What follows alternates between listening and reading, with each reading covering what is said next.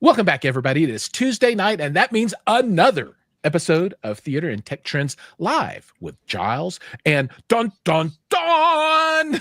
What's up? Hey, Don, how are you, sir? I'm doing good. Awesome. Getting ready to move Friday? What's that? I'm moving on Friday. Oh, man, we got big news, and we're going to talk about all that stuff tonight. But before we get to Don's big move, we have two guests today that are they make my heart all aflutter because they represent two brands that I really love, and that is Mark Major from Hisense and Kenny from RBH Sound. I mean, just good ones. And we're going to talk to both these gentlemen and find out everything that's going on with them, their brands, all kinds of cool stuff. But first, I think I want to set a foundation. Let's do this. So Hisense is going to be up first. Kenny's going to hang out with us. Mark, for the folks that are out there that don't know you, let people know who you are, what you do, and why they should care. Well, caring, that's a tough one, right?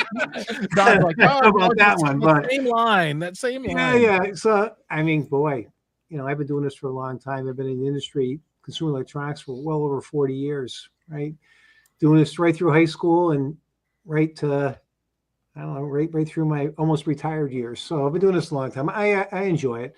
I've been at Hisense for almost 5 years, and I am the national manager for laser TV for Hisense. Right on. That's cool. Now, for folks that don't know, and I think everyone that is watching this will know, but just in case there's that one odd person out there, what is laser TV? If you could, how does laser TV fit into the bigger ecosystem? What is it? Well, it's laser home cinema, right? And inside that big arching theme, we've got three subcategories. One's laser TV, one's laser cinema, and one's laser smart mini projector. Okay. So we have three different categories of product underneath the laser home cinema. And, laser TV, as we all know in the industry, in order to be qualified as a true TV, you better have a built-in tuner. So when we say laser TV, it does have a built-in ATSC 3.0 tuner. Right on. And for the really lay people out there, this is these are all some type of projection as opposed to LCD or OLED or QLED or micro LED. And so, and these are in, I guess, two different form factors. There's the ultra short throw, which is a box that sits close to a wall and kind of projects up. But then you also have a longer throw unit as well. Is that right? So we do. We have two different types of ultra short throw. We have one that's laser TV, and we have one that's laser cinema, aka the PX3 Pro that we saw together last year with Cedia. Wonderful. And then the laser smart mini projectors are more of a standard throw projector. The industry is kind of calling them lifestyle projectors. So they're not as evasive in somebody's home. Almost anybody can own one of these projectors. I actually have one myself. I've had it for 6 months. It's awesome. I mean, I can't describe it. Even my wife, I've been doing this for years. I've had multiple different size TVs in my house, and I was downstairs, actually on the wall to one of these sides, right? I was just setting it up and playing with it, just trying to understand it more and how to work with it correctly. And my wife walked down. She goes, "That's what you do?" I was like, "Yeah, that's what I do." She goes, "That's the best thing you've ever brought home from all the years." And I've got AV equipment. We were talking about that earlier. I've got all sorts of. I'm an almost audiophile. I'll say enthusiast for sure. Right. Right on. But this product is just so wicked. I use my Massachusetts slang. Wicked cool. Wicked cool. I love it. Cool. But yeah, those lifestyle projectors, they're one of the hottest categories right now out there in projection, hands down. Right on. So I want to talk all about the different products that you have, but I'm going to save that for the end. And right now, I want us to put on our fortune teller hats, right? Because one of the things that I always try and do, right, and I think this is a great service to the kind of the CI community, particularly the consumers out there that are like me, that are, trying to plan for the future and they want to know what's coming up.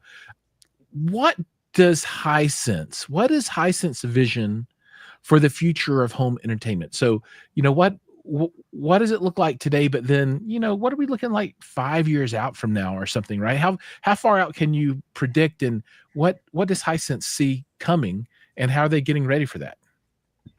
Let's use the best word I can think of, because I can narrow it down to one word. And under that one word, there'll be multiple different types of products, but immersion. Okay. Right. That's a good one. Nobody, I'll say the same thing I said last year at CEDIA. Nobody wakes up today and says, I want to buy a 27-inch TV. Right. We're all looking for the biggest TV possible, or biggest image that we can reasonably put inside our house. Right. We want to have a focal point of entertainment. We do. I mean, when I was young, I built a home theater in my basement of my house all by myself, floating floor, double sheetrock. It took me a year to do it. And it was one of the best investments I've ever made in my house. My kids and family, we got together every Friday and Saturday, go to Blockbuster, get our popcorn. Oh, yeah. Here, sorry. It was that immersive experience between what was audio and video, right? Back then. So really is the large viewing experience. There's no better way to watch a game, watch a movie, when you feel like you're a part of it, right? You're really immersed into your viewing experience. So, and in saying that, whether it's projectors like we talked about, laser products, which are really cool and very cutting edge, to large format direct view televisions, right? Right on. I mean, we sell more 100-inch TV sets right now in the United States than any other brand. Absolutely. And you guys, on the super high end of the line, I think you've got like a 116 or something like that. Yes, we do. Yeah, yes, we do. We have not only do we have trichroma laser home cinema products, but now we also have a trichromium mini LED. I saw that bad boy. And it is a big TV. It is a big TV, right? It is humongous. I've dealt with 100-inch TVs, but I've never tried to hang or deal with one at the 116-inch size. Man, that's crazy. But 116, when we're swimming in your waters, you go bigger with the laser products, right? We go up to 300 inches with our laser 300 products. inches. All right. So how would someone accomplish that kind of feat in their home without it just being like, I don't know, $10 million to have people come in and retrofit and do? How do you get there? How do you go from 0 to 300? The 300-inch image is really going to be off of our laser smart mini projectors, right? And how do I say? Do you have a garage? I do have a garage. Right. So this sounds kind of crazy. So to get that size image, we use our garage inside. Okay. And we actually pair it with Bluetooth speakers to create an instant entertainment venue. And then we plug in video games to it. Now it's PS5. Actually, I have a PS5 or a Nintendo Switch. And there's nothing better than playing on, the wall of my garage is white. So the image looks pretty good. And with our projectors, these lifestyle mini projectors, they can actually analyze your wall, understand what color paint you have on there, and then adjust the picture to maximize its performance. So not only do I get a giant picture that looks fabulous, but I pair it up with some of those Bluetooth party speakers. And it's I hear you. And I got my grandson over and everything, and everybody just loves it. So an image that large, for a lot of us, it could be inside your garage, right? Or it could even be outside on the side of your house. All right. We're not critically viewing a lot of the customers that are using these products. It's about the immersion.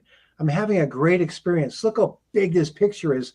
I've got great sound. I'm playing video games. I just watched a football game. It's different, which was hard for me because I'm also a video enthusiast, right? I've been doing TVs my entire life. I appreciate a lot of things, but I can throw some of my, anal picture ways. Sure. That desire for perfection, right? Picture, right. I'm not being super critical. I'm just enjoying the moment. Yeah. And that's why I think that's what some of our products really provide, that let's enjoy the moment. Let's have fun. Let's bring the whole family in and watch, or we can have the neighbors over and just have a party right in our garage and watch a great movie or a football game. I mean, or baseball, whatever your choice of viewing pleasure is, right? That's cool. I've used a number of the lifestyle projectors, and the one thing that's always really I don't want to say it shocked me, but that I found really cool about them is that it makes an immersive experience much more accessible, right? Yeah. So Don knows what it's like to build like a spec high-end home theater, right? I mean, how long does it take to build one of those, and how much money do you have to put into Well, it? I mean, it takes a long time. So as an integrator, what I like to specialize in, especially in Florida, is outdoor cinema. I worked and we came up with some ideas with mosquito netting that rolls down with an embedded screen. But where I'm moving in this new home on the side of a mountain, I've already got a 250-inch diagonal drop-down screen, and one of those projectors like that, I'd love to try one of those out because there's a fire pit, so I can see in the fall and when it cools down, sitting out watching, or even in the winter watching Christmas movies. That's fun. And when I did the outdoor theaters, the indoor theaters are great for an immersive experience, but families always really love the outdoor cinema because they could have kids over, they could do Christmas movies, they could do sporting events, they could have the kids watch Disney while they had wine on the lanai. I mean, it really is fun, and nobody's sitting out there being critical like the color temperature and the HDR. Right. They just want to have fun. It's not enough nits. It's not. Yeah. Well, That's cool. I will say that with some of today's technology, like the trichroma technology we have in our lifestyles and our ultra short throws, the colors are really spectacular. They really are. It's just a different experience. Yeah, projectors may not have the black levels of some TVs, right? Or let's be realistic, black level is the absence of light, right? We know what technology, certain brands out there have technology that do that very well. That's not necessarily the strength of a projector, but the colors. And this, again, I'm not critically viewing this stuff. The colors are spectacular. The details are excellent. And it's just a lot of fun. I mean, like Don just said, I mean, having the neighbors' kids over and let all the kids have fun, and then the adults can just relax at the same time, and everyone's happy. Or if you have a large group and you're sitting back from it, nobody cares. I mean, it tightens up when you get back. So, and at the end of the day, I always feel like I'm not trying to solve the world's video problems or hi-fi problems. I'm just trying to provide a fun time because all of us work too hard, right? So when you come home, let's have fun. Let's have fun in your own castle. Right on. So this is is that the C2 that you're talking about? C2 family, yes, that's correct. Okay. So I want to circle back around to the concept of this. This isn't an involved installation that costs $50,000 and takes a construction crew and 48 pieces of gear. At the simplest level, if you wanted to have a 300-inch experience with the C2, what all do you need to make that happen? Is it just a wall in the C2? Yeah, right. It'd be about 18 feet back. So you need 18 feet back. I can get you 300 inches. Right on. And when I hear lifestyle, what I translate that out to in my head is it's easy to deal with. It can work in the location where you're at, get closer to make it smaller, further back makes it big. It deals with uneven walls and weird colors and objects in the way, but also it's got a full built-in stack of technology, right? So there's an OS where you can stream Netflix and all that stuff in there. Like it's like Ragu or Prego. It's in there, right?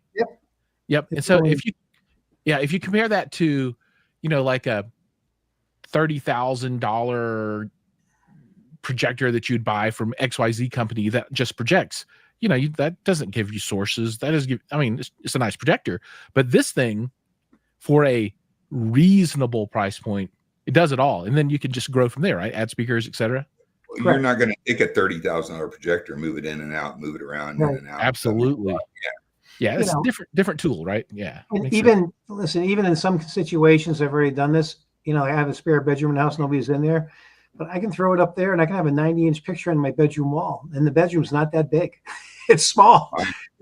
My little grandson, he'll sleep over and I'll turn on for him, set him up and say, hasta la vista. And he loves it in there. It's just this giant image.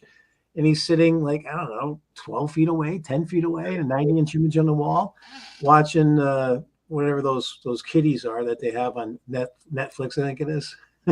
Right on. Dude, there's so much content out there. I mean, you could watch Netflix for a billion years. I think Don tried to watch it all at one point in the distant near past. He's all like, I watched all of Netflix. I'm done with it.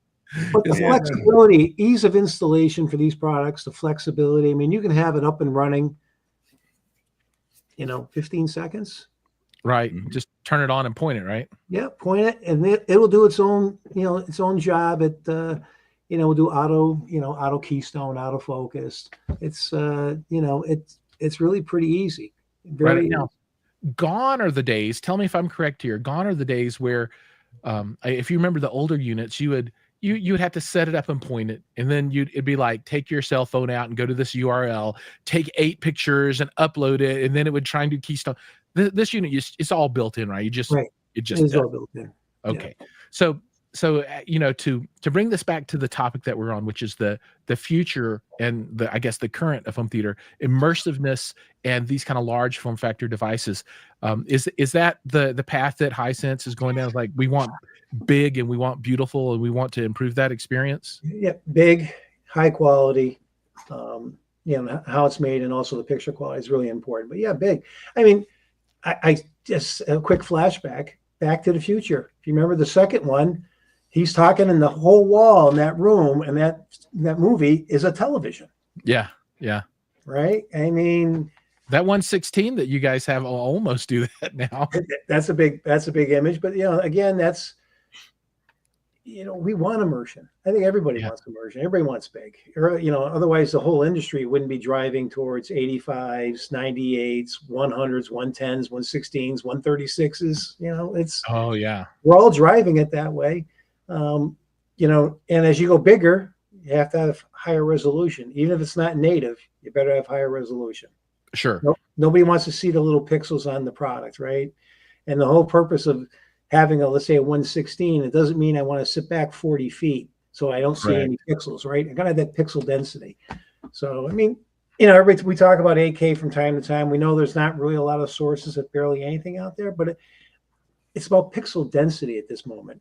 There's enough computing power to take a 4K incoming signal and scale it to that image and make it look, I don't want to use the word flawless, but how about awesome? Yeah. No, that makes a lot of sense. So I want to talk about AI and picture quality and things like that, right? But I think this is a better point to jump off into the next topic and talk a little bit about the different products in the laser arena, right? The projection arena, right? Because we've talked a lot about the C2, which is a long throw projector, and what that means is that it's basically sitting back kind of where you are. Right. And projecting the image out. But you have other projectors like the PX3 Pro, and that's an ultra short throw or UST projector. How does the PX3 Pro differ from the C2? I mean, they're for folks that know, they're very different technologies, but for the layperson, what's the difference there? So the major difference, well, it is the installation point also, right? So it is a little more labor to install a UST. Right? Sure. I mean, it really, the C family or the lifestyles, that's designed for, a few seconds. You can have it up and running and you're not critically watching. The PX3 Pro, I believe, is definitely for more of a person who appreciates a higher quality picture. Not saying the other ones are bad, but the PX3 Pro is definitely a higher quality picture. You're definitely seeing better blacks, right? It's really a super sharp picture. And then the installation point, you brought it up earlier, we're right underneath the screen. So you're not having to mount this to the ceiling behind you, run all the wires. Again, a more laborious installation. Confidently, I can say between hanging the screen on the wall and installing a PX3 Pro, it's an hour installation. When you look at more of a cinema type projector that most of us think, when we say the word projector, you're thinking of this thing that hangs up on the ceiling and it's kind of big. That's a much longer install than using a UST, not just a PX3 Pro, but even like our new L9Q, which is, coming out shortly, like very shortly. They're much quicker to install. And it doesn't mean that it's can't be professionally installed because maybe, again, a lot of these customers buying PX3 Pros, the feedback I get, they're installing it and adding audio, right? They're giving themselves, like George Lucas used to always say, the picture is only half the viewing experience, right? You got to have the sound to go with it. And we do see those in installations that people are adding sound to it. Right. Yeah. So the PX3 Pro, when I think of it as just an alternative to a ceiling mounted long throw projector, right? So you would put it into that ecosystem. It has, it's got the full suite of apps and everything built in. That's correct. But you can take it and plug it into an AVR processor and do 16 channels of surround sound and all that stuff if you want to, right? You can put it into a full RBH audio surround sound system with 4 21-inch subs if you want to, and have a wonderful experience. Just rocking the block. I mean, it's instead of having a 100-inch TV set or 160-inch TV set, which might take 4 people to bring it in your house and install it, you can do one of these relatively yourself. You might need an additional set of hands for 1 minute to help you hang the screen. Sure. Right? But it's definitely an easier installation. It's also, and I used to deliver large TVs back in the day when I was in college. I'm talking the old 48-inch projectors or 55-inch Pioneer Elite with the Urushi finishes on them. Did you ever try to deliver a 40-inch Mitsubishi tube? Yes, I did, and the Sony XBR. That 35. Oh my goodness, they put lead in those things. That was a wonderful Sony. A UST is much easier to get into a lot of people's houses, right? You get a large format TV set. And again, I used to deliver large TVs when I was going through college, and I also delivered TVs and appliances. Nobody realizes how big the product they just purchased until it can't fit in their house. That is a use case that I identified early on for USTs. So folks here in Colorado that want to get a huge screen in their basement, sometimes they've got steps that are just, there's no way you're getting a 100-inch screen in there. It's just, they got a switchback or something. It's just the window wells are too small. The only way is projection. And you're either doing ceiling mounted rear projection or UST, and UST is way easier. So much easier. Yep. So much easier.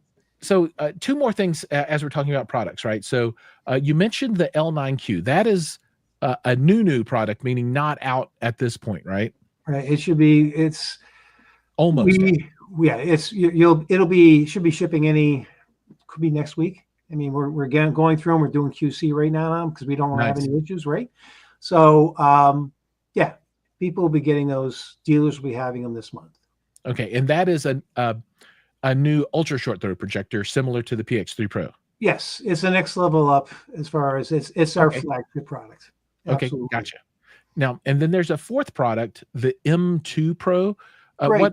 I don't know anything about that one. I didn't get a chance to look it up before the show, so I don't know. What is that guy? So that's another new lifestyle projector that sits underneath the C family, because you have the C2 Ultra, C2 Pro, and the C2, and then we have the M2 Pro. So not quite as bright, but definitely more affordable. I mean, you're looking at a MSRP or a UPP of $12.99, right, for a triple laser, and it's still triple laser because that's what we make. We make triple lasers, right? Right. It even has an optical zoom on it too, which is really strange and rare for products this inexpensive. And it's got a lens you can zoom on the. Yeah, it's got a point. It's a point. Was it 0.9 and 1.5 throw ratio? So yeah, you can go do digital or optical zoom on it. So you can get that at a certain point. If you have to zoom it, you can. It has that flexibility and has the same built-in smart platform as the C2 family. Okay. So, and it's a full smart lifestyle projector, and it's super easy. Even has a little handle, you can pick it up and carry it from room to room. I did have some hands-on experience with that. They sent me a sample to play with it for about a week, and I sent it back, and I was very impressed with it. Really was. Right on. I think we've lost Kenny. Kenny, your screen is black. If you don't know, I can hear him. Here. Yeah. It really, as you go up and down the line, some of the major differences primarily, it's going to be, your brightness, right? It makes a big difference. Okay, and then, sure. The lens will be a little different, and there's other small nuances, but yeah, that M2 Pro we're expecting big things from that product. Okay, and that is that available now, or is that in the shipping soon, or is It that... arrives. It arrives. Should be here in our possession the 3rd week of this month if everything goes well. All right, so this, I mean, the very immediate future then represents big times for Hisense and Mark, right? Yeah, 2 new products coming out. We're excited on both of them. Opposite spectrum. I mean, one's more entry level, and the other one's flagship, right? So Right. Yeah, it's like the ends to the stack of books, right? You got both. Okay, that's cool. All right, so we have about 5 more minutes with you, and what I would like to talk about, if you can just dig into this a little bit, is triple laser, right? So we've heard that a lot, and it's been thrown around, but what does that really mean, and why do you need 3 lasers instead of 2 or 1 or 4? I mean, what is that, and why is that important to picture quality? RGB. RGB, green, red, right? blue, green. So when we combine the 3 lasers, and laser is the most purest light source we currently have in this industry, you're going to get the widest color gamut available from a display product currently being manufactured. Right? As we all know, you have the different color standards out there, Rec 709, you've got your PT 2020, which everybody loves right now, the PT 2020, right? So this will do all of our products will do 110% of the PT 2020. What? 110? Really? Right. So there's currently, unless somebody's hiding out secrets, there's no direct view TV set that a consumer can purchase that has that color gamut. No, I was going to say that doesn't exist in the direct view world that I am aware of right now. Right. The closest one to us is going to be our own, our Trichrome Mini LED, which is coming out also. Right. That's exciting as well. Right on. It's not quite up to that same spec, but it's not far behind. Okay. Well, cool. That's super cool. Yeah. Mark, I'm glad you guys are making products that people can just enjoy and not sit around and debate specs. Then, of course, you still have the high-end products for those kind of people. That's super cool. Yeah, I mean, we make a lot of great products here, and I've definitely seen the evolution of our laser TV products over the last 4.5 years, almost 5 years. It's been really exciting, and also seeing what the rest of the company, how we're evolving. Again, we introduced a lot of great TVs at CES this last year. It was our best year at CES from an awards point of view. We had a lot of products and a lot of great review and a lot of awards, which is awesome, right? Again, seeing that evolution of our brand here in the United States, which is great. Yeah, the PX3 Pro, for folks that don't know, it's a wonderful projector. I've had opportunity to watch it for a while, and it's really cool. And I'm going to work on a U8 new version review here in the next week or so for the the direct view side. And man, that is a beautiful picture on that TV. Oh man, right? It's gorgeous. Yeah. So it's absolutely good stuff. All right. So we are coming up on 2 minutes for your hard deadline. I want to be respectful of your time. I know that you're a busy man, and your day is not over yet, even though it's late. No. So Mark, thank you so much. If people want to buy your stuff, where do they go? Wow, that's a real great question, right? Everywhere. I can say a lot of things, and if I don't say the right thing, everybody gets upset. But if you go to our website, we have dealer locators out there. So if they want to, perfect, go to a certain dealer because they like a certain dealer, it's all up there by model. Right on. Cool. So they can go to Hisense.com and look for the dealer locator, and that will tell them all of the available options to them. That's correct. That is a very, very good answer. I like it. Yeah, just trying to stay neutral. Right on. Cool. All right. Well, Mark, again, thank you so much for your time and telling us about Hisense. Their story and your story is very much appreciated. Thank you. Well, thank you for inviting me. I'll see you. Yeah, Don, I'll see you guys shortly at CES. I'll see you at CES. Benny, nice meeting you, man. Nice meeting you too. Take care, Mark. Guys. Have a good one. Cheers. Bye. All right. So that takes us through the first half of the show. Now, Kenny, you are going to be up next. But before we dive into what's new at RBH Sound, I do want to take a moment and dive into what's new with Mr. Digital Don AV. So you're moving? I am. Yeah, you'd call that out earlier. So lots of changes. I'm moving to an amazing home that was a barn converted to a home on the side of a mountain in Cherry Log, Georgia, which is up in the mountains. It's just a stunningly beautiful place, and I'm going to with high-speed internet. So that's Nice. really nice. And I'm going to set up multiple systems. It's a better environment, a better home. I'm going to do a dedicated room. I'm going to do like a large family room with, full RBH, full tilt, multiple sub SVTR system, then 2-channel systems and multiple, then some outdoor stuff. So I'm going to start focusing my reviews. I'm going to start kicking out a lot of reviews, a lot of videos. I'm going to focus on a lot of integrator products like outdoor audio, because it's got a beautiful deck that goes into the woods and a fire pit. And one of the things I was talking about, I've got a large screen that's coming, and I'm going to get some type of lifestyle projector like the Hisense and just have it set out. So you imagine in the fall with a fire going, a big, gigantic 250-inch, 300-inch screen, having a bourbon, a cigar, whatever. It'll be fun. But yeah, I'm excited. It's a big move for me. It's, coming from Florida, and I think that it's going to be great. I'm looking forward to it. That's super exciting. I'm happy for you, man. Very exciting, actually. Yeah. Right on. Well, with that, Kenny, it is time for you to be the superstar of the show. How are you doing? How you doing? You good? Oh, good. Hopefully my phone doesn't decide to blink out on me again. Right on. Well, we got you. We'll figure it out one way or the other. So again, I think it's time to level set for all the folks out there that might not know you. So if you could let people know who you are, what you do, and why they should care. Yeah, so I'm Kenny. I work with RBH Sound, Director of Sales and Marketing. And I love audio, everything audio. So, I mean, one of the best parts of my day is getting phone calls from customers and just talking shop, talking about their next big build. So it's one of my favorite things about my job. Right on.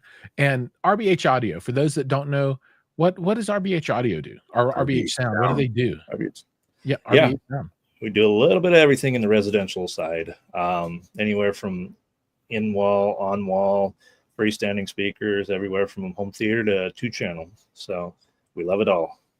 Right on. And based out of Layton, Utah, and where you build all the speakers there, right? Yeah, you put them all together, build boxes, enclosures, paint, the whole shebang, right? Whole shebang. And we've got a ton of customization options. So we want to make your perfect speaker. And that's awesome. Yep. So for folks that are interested in seeing that, I did a video. Man, it's been a year ago now, 2 years and a half-ish, yeah. So, but it's long. Wow. Time flies when you're having fun, right? Oh yeah. Yeah. It feels just like yesterday, because my son had his permit at that point, and he drove back, and I just remember our part of the way, and it was storming. Oh man, it was just like white out. And he's all like, "Dad, I'm not sure about all this." I'm all like, "I'm right here with you, son. Just go slow. I got you covered. You got to learn how to do this at some time." But yeah. So for folks that want to see that stuff, they can go and watch the video from back in the day, and they can see the full system there, the whole setup and all. Man, there's so much good stuff.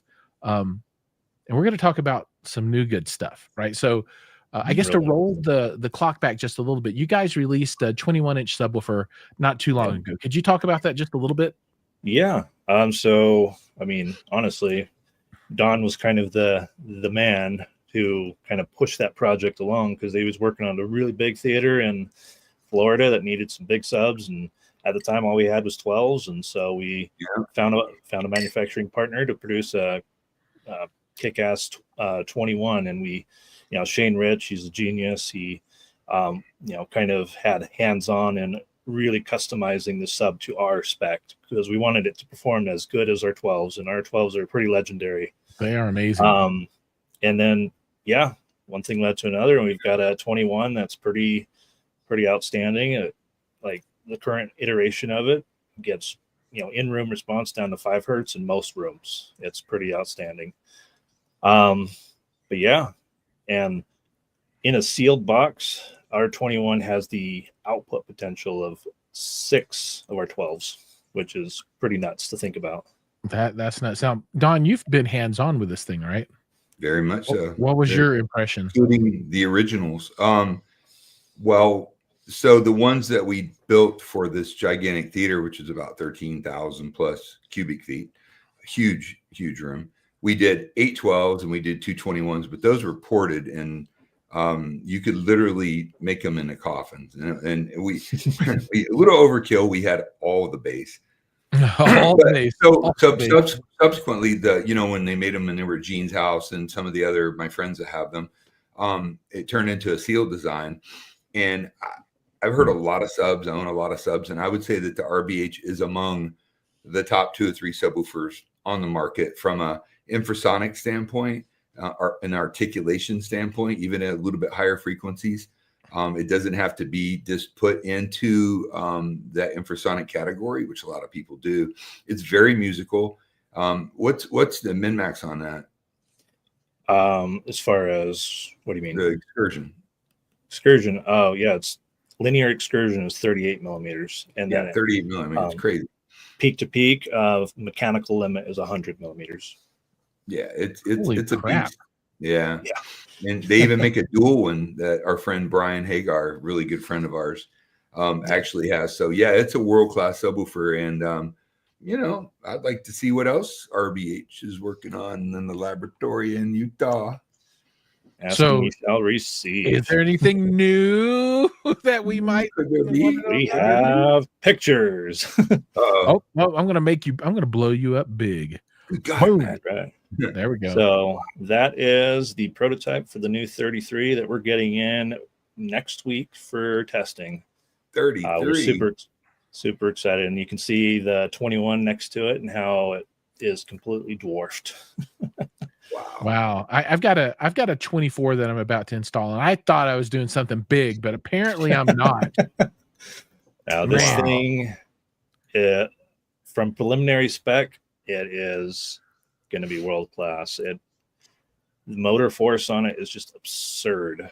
After Shane did kind of the preliminary, work through and modeling, it has the output potential of 4 of our 21s. To me, that was mind-numbing, because the original numbers from the Pierce stock driver, we were looking at, it was going to be about the potential of 2 of our 21s, and beyond that, it needed to be in a pretty gigantic box. We were looking at 3 foot by 4 foot by another 3 foot. It was going to be humongous. That's big. But with these new specs, we're actually able to shrink the box and double the output. Just that absolutely nuts. So Shane's come a long way from I'll never build anything bigger than a 12. We don't need anything bigger than a 12. Okay, now look at you. We're like proud papas. Oh yeah, consider it peer pressure, but we're happy to do it. Yeah, peer pressure. So so Don is asking, any idea around what kind of enclosure size you'd be able to run this in from a seal perspective? Yeah. Is it still huge, or does it shrink down decently small? Yeah. So the main, so it's still going to be 3 feet by 4 foot on the plane from the front, because you need at least 3 feet. It has to be, because it has to be. Yeah, it's almost 3 feet by itself. Yeah, but part of our big refrigerator, Sub-Zero. Yep. Part of what we do for our Unrivaled line is having the chambers on the side for our GADS technology and this sub's most likely going to need it. Otherwise, it's probably just going to rock itself over. But we were able to shrink down the depth down to 20 inches and get more output out of it. So it's going to be a lot more friendly than having a 3 foot box. Not Denver basement friendly, right, Jiles? No, that's very Denver basement friendly. 3 by 4 by 20. Yeah. 3 feet by 4 feet by 20. That goes down the stairs. Oh boy. Yeah, you'll have to drop it. I got tools. I mean, that'll go into anybody's basement for the most part, right? Yeah. For the most part, yeah. Because you just turn it. I mean, 20 inches, that's not even 2 How feet. much is it going to weigh, Kenny? Before Jiles gets all excited. I have no idea, but 400 pounds. Guessing it's going to be closer to 700 pounds. 700. Yeah. So now, Jiles, revisit what you were saying. Well, no, it goes down into the basement. Yeah. Not coming back up. And it doesn't come back. It never comes back up out of the basement. Yeah, that's what I was saying. This thing is going to be a brick. I mean, I don't even know what it is. I don't even know how to move 700 pounds. I really don't. I've never hire a couple people. Yeah, well, I don't even know if the piano we have in the living room weighs 700 pounds. Yeah. That thing's heavy, but man, that's whoo, that I can't wait to see one of these somewhere. You know what they're going to call it? The RBH Brown Note. The brown note. I like the brown. Man, so here Mad Prawn is like, I don't have to worry about a basement. I just roll it right in. Right on. It just It is just a might concrete melt in your slab. house. Gosh, 700 pounds. I don't even know if I'd want to put that on my first floor. You know what I mean? Yeah. No, I'm just guessing because I know we're going to have to. I mean, currently the 21 is double walled HDF. I'm guaranteeing we're either going to do triple or quadruple walled on the front baffle. We have to, because otherwise it's probably just going to break the box. You know, it's going to have so much motor force. But on top of that, we need enough of the GADS substrate to be able to weigh it down so it doesn't rock itself. Because one of the issues we ran into originally with the 21 is it at high excursions, it was rocking the cabinet and it caused the voice coil to get out of alignment and we'd blow up amps because of it. So we needed to have something to keep it stable. So that's when we invented the GADS technology, and it was a miracle worker. So the 33 is going to need quite a bit of that. Plus, the driver itself is 150 pounds alone. Right. To me, that's crazy because the 21 is 60 pounds, and that's already a heavy driver. So it's going to be a fun one to build. I wonder if you put this in the enclosure and laid it on its back, so the driver's facing upward, and you hit it super hard with some big excursion. Can you make it jump? I mean, if it wasn't in a GADS enclosure, if it was just like in a, I mean, could like hydraulic? Yeah, just like you know. I'll tell you, we already have a little subwoofer, the 12i. It has a downfiring passive radiator. That Brian Hager nicknamed it the jitterbug because at low frequencies it'll bounce. It can bounce around. That's awesome. Bounce. Yeah, that thing if fun. It's the same driver manufacturer, and we've streamed with them and talked to them. These guys come from the car audio world competition, and everything's handcrafted that they do at Pierce. Was it neodymium magnets that they use? Yeah, it's got to be neo magnets. Yeah, It'd be an 800-pound subwoofer otherwise. I mean, that 21 is world class. I mean, I just can't wait to experience the 33. Oh my goodness, it's gonna be wild. I can't wait to see there. I saw a install, and this has probably been 6-7 years ago, of an older Pierce 33, right? Obviously not the one that you guys have worked with them to build, but an older one in the back of a hatchback. Yeah, I've heard that formerly known as the hatchback. So I guess, Kenny, correct me, and I don't want to speak for you, but I've been kind of behind the scenes with you on this. I think Pierce made 33, but RBH has some really exacting specifications and needs that Shane wanted. So I think Pierce had to go back to the drawing board and really build, because that 21 is a world-class driver. I mean, it holds its own with any driver on the planet. And I think you had to do the same thing with this, didn't you, Kenny? Absolutely. Yeah, we needed it to meet certain specs. Again, we don't want it to just be a one-note wonder where it's just really good at infrasonics and nothing else. We want to get the most out of this. So if it's your only subwoofer in the system, it's not going to be a detriment. We want it to be able to, hang with all of your other speakers. Well, if I was going for this subwoofer, I would want 4 of them at least. I mean, why not, right? I mean, your house would stand it. You're going to create mini earthquakes. Yeah, mini and mini. M-I-N-I and M-A-N. Tsunami in Russia, if you hit that thing. So yeah, that'd be awesome. Seismic meters going off all over the world. Yeah. Oh, Jiles was watching a movie again. Yeah, that'd be wild. Down the street. Yeah, down the street. I mean, I told Shane he's not gonna, like, when he does max SPL tests, he's not allowed because the 21 messed him up. Like he hasn't been the same since. Like he gets migraines all of. Yeah. I mean, it's more than that. He gets a lot more migraines now, and it's like, okay, we got to be outside. I'm doing the max SPL test. You just tell me what to do. Hey, Kenny, did you have a migraine when you put up those acoustic treatments behind you? Oh, I mean, over time, your treatment. No, come on, dude. It looks like a hillbilly teeth. You know what I mean? Yeah. He's like, damn it, Don. I wanted to do it in my living room, but my laptop was saying no. So I had to go to my PC. Now I want to shift gears a little bit, right? And Yeah. so the next, I think, opportunity I'm going to have to hear cool RBH stuff is going to be at the Cedia offsite experience, right? So tell me a little bit about what that is, and then if people are interested in participating in that, I think it's invite only, but how do they Correct. put their name into the hat to get a potential invite? Yeah. How does that work, right? Yeah, just go ahead and email me, Kenny@rbhsound.com, and we'd love to consider having you over to come listen. We haven't decided what we're bringing yet, but it's going to be good. We just don't know yet. But yeah, so it's going to be on that Friday after CDA hours. On Friday, okay. Yep, we don't want to really intrude with the show. It's just kind of after the show at your leisure. We'll have snacks. It'll be a good time for invite, please. Yeah, come out to Colorado. Cool. He's coming. Yeah. He's going to be there. Come on out. And I will email you. You already know that I'm going to ask for an invite so I can take some pictures and some video, but sure. I will send an official request out as well, because I was able to go last year and it was a really nice event.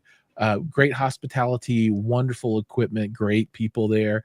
I think it was the first time we've had the opportunity to meet. So really good event. And I would suggest that, anybody that could make it, absolutely do so, because it'll be eye-opening for you. Yeah, myself and the president will be walking the halls at CDS. So if you can't make it to the event, at least come and say hi, and we'll chat. Cool. That is cool. This is going to be a good show this year. Cool. Yeah, I think it's going to be a really good show. So let's change gears yet again, and I want to talk a little bit about Audible Art. Right. So that's a new product line from you guys, or new accessory, right? Yeah. So we just launched it a couple months ago. We had this idea. Well, actually, Don's friend Logan had the idea, and I'm just like, that's a great idea. Let's do it.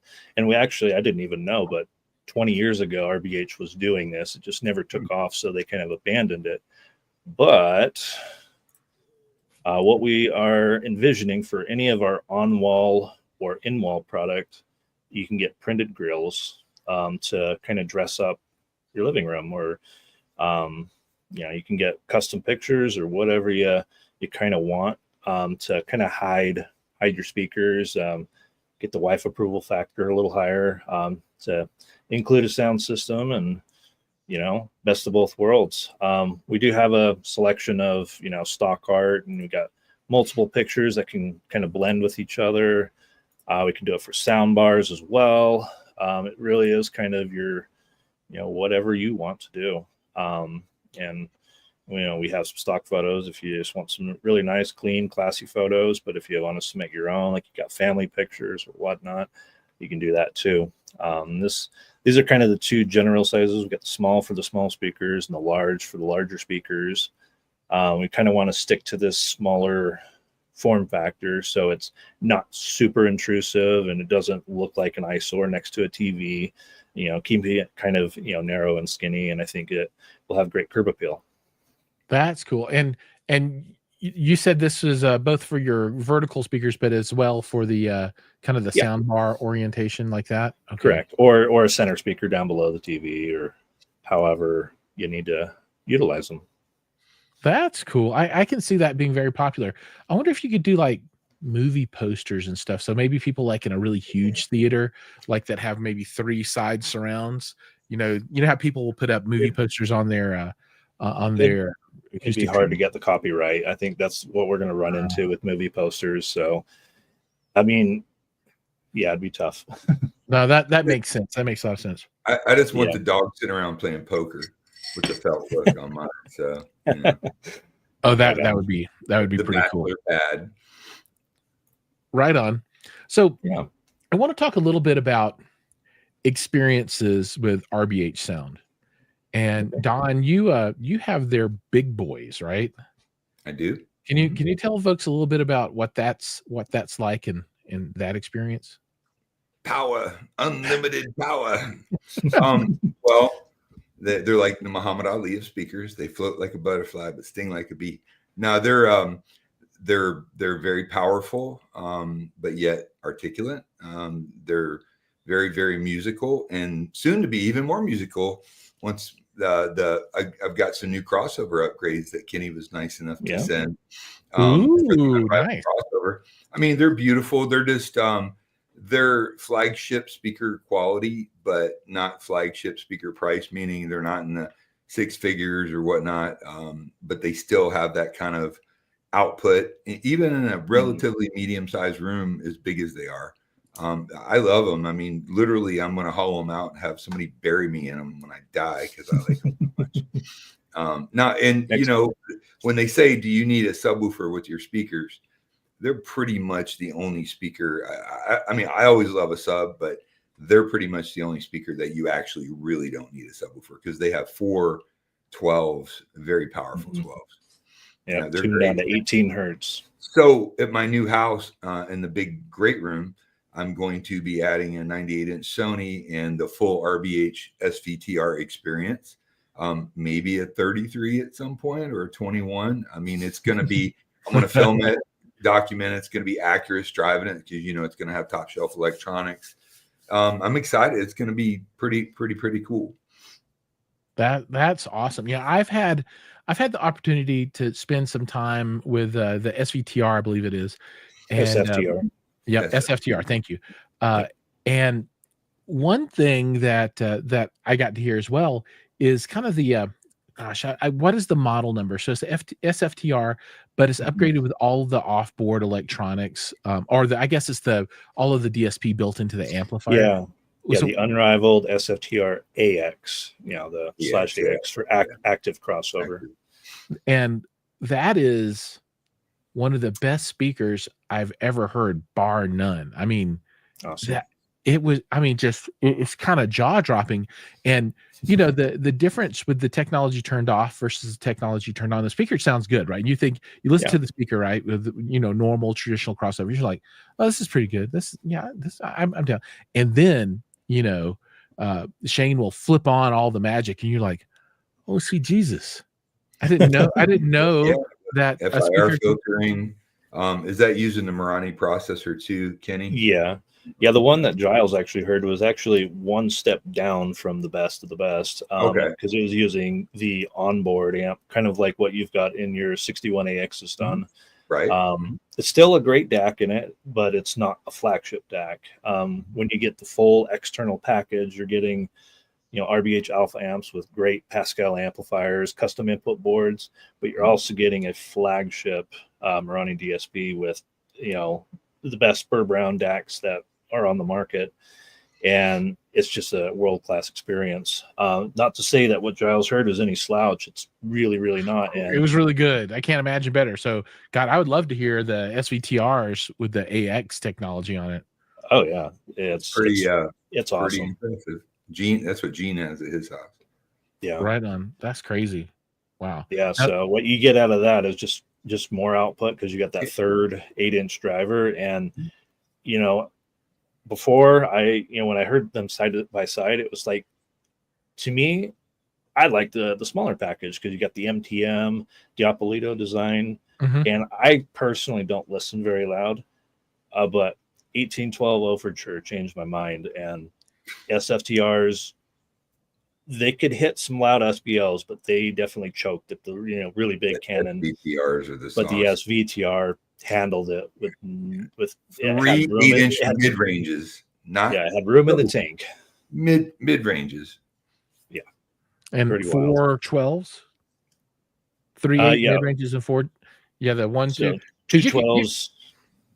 You can do 2 12s on the bottom and 2 12s on the top too, right? Yeah, the full stack, not the half stack. Yeah. With it. Oh, that's crazy. Those got to weigh like 700 pounds. Yeah, 300. Not too bad. Yeah. So the ones I have are 220. So yeah, right around there. Right on. Cool. All right, folks. I think we are drawn into the end here. So this is the time, Kenny, for shameless self-promotion.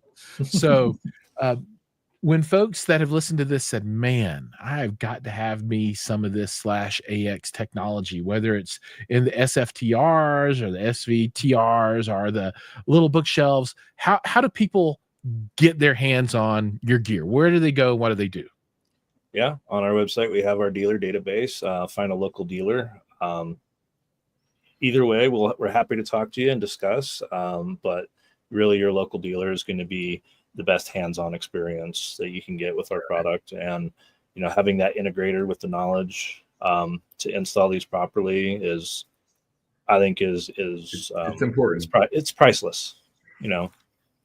I hear you. Right on. Cool. So Jiles, I'm listening to you right now on the 61AXs with that technology built into them, and you never sound better, my friend. I know, and I'm all sad. I've got my, besides being devastatingly handsome, now you've got the voice to match. Yeah, I appreciate that. That's good. And panties flying off everywhere. My little mono prices are nice, but yeah, they're no 81AX. 61s. I don't have the 81. 81. Brian Hagar's got 81s coming. Oh, he's got a lot of good stuff, doesn't he? Brian's got the sauce, man. Hey, by the way, Kenny, I went in South Carolina and met with Shane Tennants, and he's excited to get his. So yeah. Yeah, no, I talk to him about once every other week. He's a cool dude. He's a very cool dude. Yeah, that town of Aiken, South Carolina is amazing. That's awesome. So before we sign off, Don, I want to talk to you just a little bit, right? So for folks that are Digital Don AV fans, where do they get their next opportunity to hang out with you and say hi? Well, once I get this move done and get everything set up, I'm going to pick back my weekly live stream at audioholics.com on the YouTube channel. I'll be doing streams with you. And then I'm going to get set up and do my own weekly live stream on the Digital Don AV site. And I would expect you to be my Ed McMahon on that. I will be there for you anytime. Can you do it? You are correct. Come on, give it to me. So, yes. Exactly. So if somebody brings in a baby tiger or a monkey, you're the one that's going to hold it. Okay. Right. No. And so I'm going to be filming a lot more videos. I've got a great videographer team to do that. Then I'm going to be doing some outdoor stuff, and there might be a couple new YouTube channels, kind of sort of in that same genre, but a little bit different. So living on this beautiful, beautiful farm on the side of a mountain, there's all kinds of great opportunities to apply technology to a larger area. So stay tuned. Right on. That's awesome, man. I'm very happy for you and all these new opportunities and channels. Well, real quick, I've also entered the aviation cabin technology area, and I'm trying to learn as much as I can as an independent reviewer of all these different private planes and the technology that they're putting into them. So that's something I'll be reporting on as well. Nice. Awesome. Cool. Well, for me, you guys know where I'm at. Same place. If you're here, you know already. I'll be at CEDIA along with Don. So if you guys want to see us in person, Kenny's there too. So you can see us all if you want to. You can get the triple signed photograph if you want it. But we'll be there as well. So you can meet us in the flesh. We'll be running around. And with that, I think we've come to the end. Kenny, thank you so much. You're welcome, Kenny. Good to see you. It was a blast. Yeah. And Don, thank you as well. It's always a pleasure. No. Thank you. Oh, and then last but not least, everybody else out there. I know that all of the viewers' time is precious, and thank you so much for spending it with the four of us, including Mark, who had to go do more work. But thank you so much for joining us tonight, and we'll see you next Tuesday with another wonderful episode of Theater and Tech Trends Live with Jiles and Don. See you guys. Cheers.